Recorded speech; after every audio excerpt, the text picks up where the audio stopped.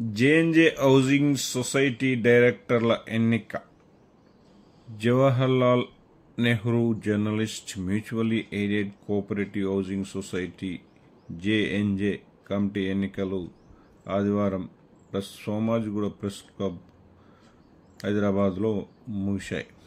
సొసైటీలో మొత్తం 981 ఓట్లు ఉండగా 856 పోలయ్యాయి. డైరెక్టర్లుగా PV Ramana Rao, N Vamsi Srinivas, R Ravikanth Reddy, Kiran Kumar Bommagani, K Ashok Reddy ఎన్నికయ్యారు.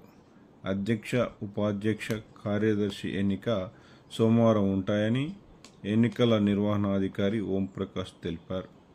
Ad hoc committee chairman Ramarao Munjeti నేతృత్వంలో ఈ ఎన్నికలు జరిగాయి. కొత్త కమిటీ అయిన ప్రభుత్వంతో సత్సంబంధాలు నెలకొల్పి త్వరగా పట్టాలు ఇచ్చేలాగా కృషి చేస్తుందని అందరూ ఆశాభావం వ్యక్తం చేస్తున్నారు.